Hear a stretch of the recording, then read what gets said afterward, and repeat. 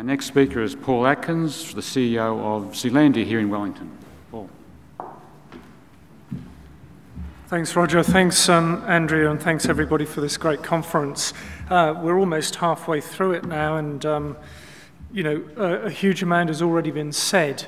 And so what I'm going to do in 12 minutes is just limit my thoughts to what is, I suppose, a bit of a case study of something that's been going on for a wee while. I had a whole load of slides in here about the context, and I really don't need to say these because we've already talked about them. 58% decline globally from the Living Planet Index of vertebrate species since 1970. And these are Jan Wright's figures from yesterday morning of her about to be released report on New Zealand native birds. 32% threatened, 48% at risk, and only 20% looking as if they may be all right. I can't remember Jan's descriptions of those things, but they were far better than mine. So, if those were being applied, if those trends were applied to health, education, the economy, we'd be in uproar. And yet somehow we seem to think, oh, it's conservation.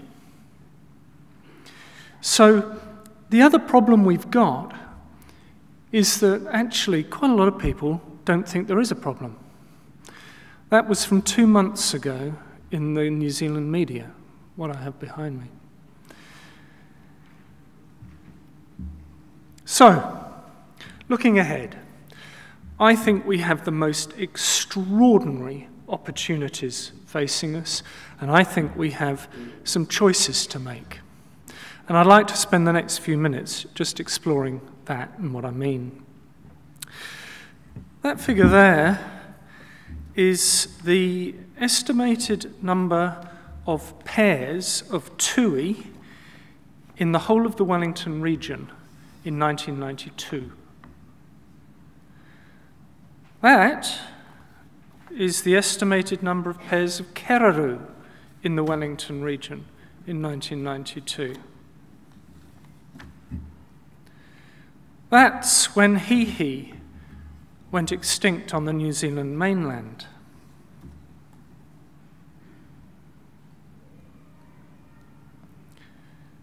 And that is what the Zealandia, the ecosanctuary project, was called back in the early 1990s. I'll just read something really quickly.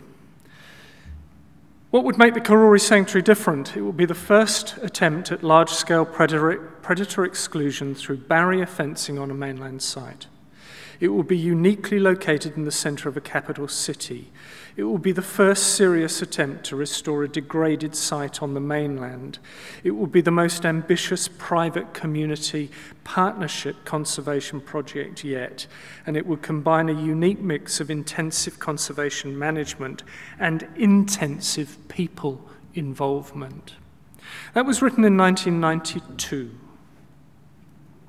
Today, we have this extraordinary, thriving project, thriving in terms of its biodiversity. Just to let you know, that number is the number of hihi we fledged this year alone, fledged and banded. We had just shy of 126,000 visitors last year.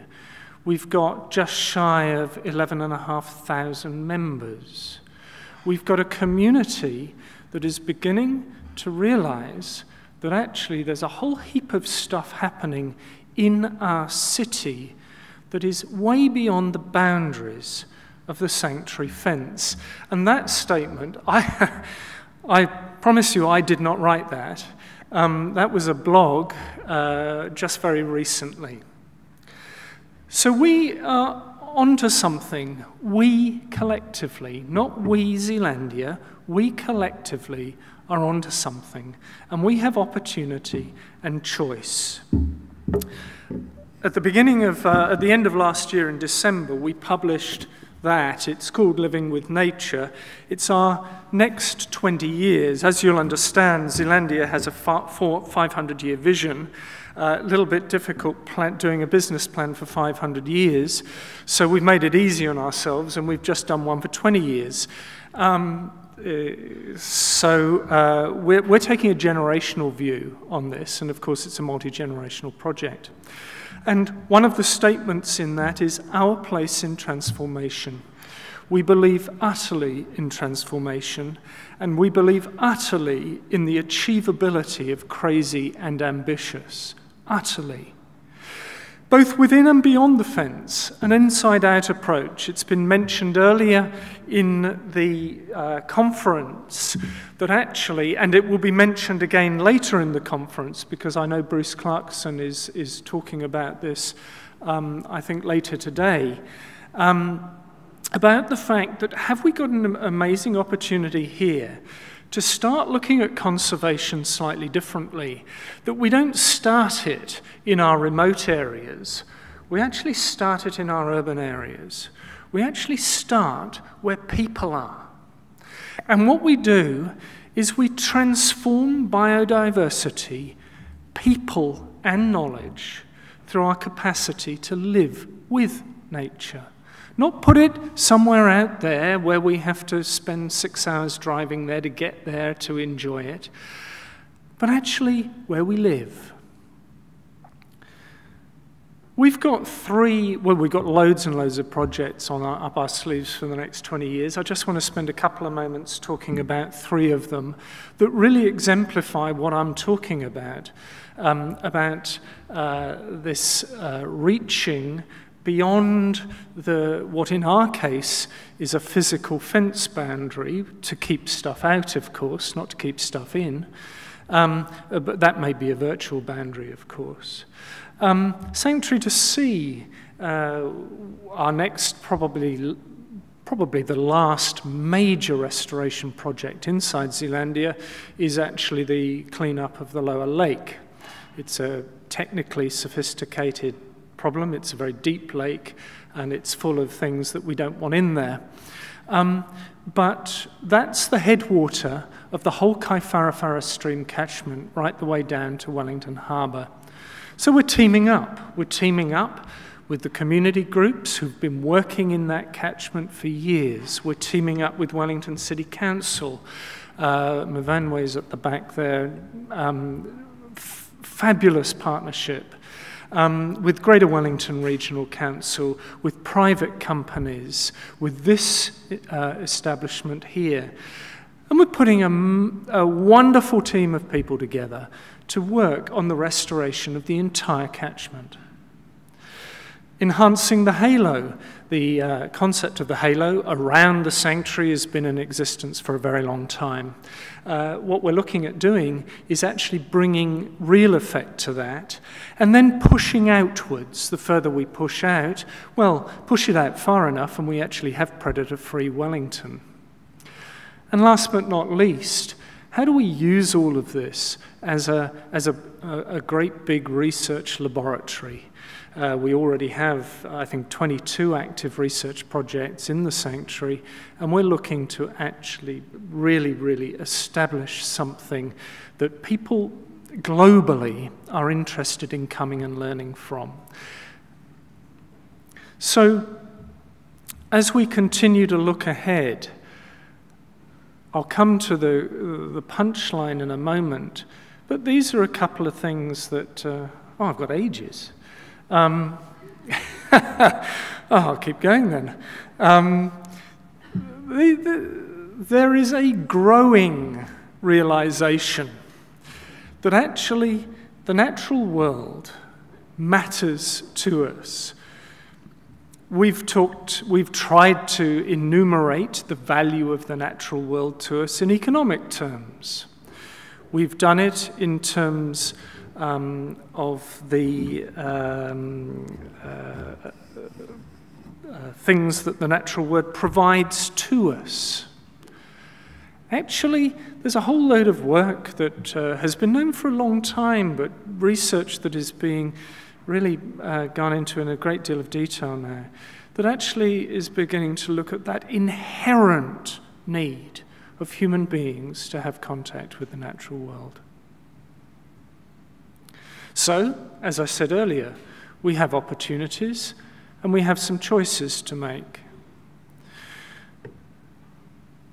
In my view, the opportunities that we have are to take everything that is going on here and stitch it all together to actually deliver what Paul Callahan called crazy and ambitious. Andrea, I think, or James said, where did at the beginning of the conference yesterday, where did the name come from? Well, it was Paul's quote, "It might just be worth doing." Well, Zealandia was called crazy and ambitious in 1992, and look at it now. By 2050, there is no reason whatsoever, if we stitch this lot together in the right way, we can't bring effect to this next crazy and ambitious. And it's not just about being predator-free. It's actually about being biodiversity rich. And in my view, this is utterly achievable, but it's only going to be achievable if we work together. Yesterday, one of our keynote speakers in the afternoon, I think it was Jacqueline Beggs actually, said that she wished that researchers would talk a little bit more together, collaborate a little bit more together. I would take that very, very much further and say that if we're going to achieve this stuff, we all have to collaborate way more together, all of us. Whether we're researchers, whether we run private sanctuaries, whether we're part of regional government, we all have to work together. Because ultimately, and again, it's something that I think Jan said, or may have been Campbell, it's all about people. It is us that has the choice, not our biodiversity. If we set up the right conditions, and we can, then it will come back. So, I would like in 20 years' time to not be able to say about what we're doing, the valley that transformed a city, but I think what we're heading for here is a collaborative venture that transforms the way we live with nature. And I would like in 20 years' time for us to be able to look back and say that conservation is no longer a sideshow. It is actually, we care about it in the same way as we care about health, education, the economy. And that actually the trend data is taken as seriously as the trend data in those areas. So thank you very much.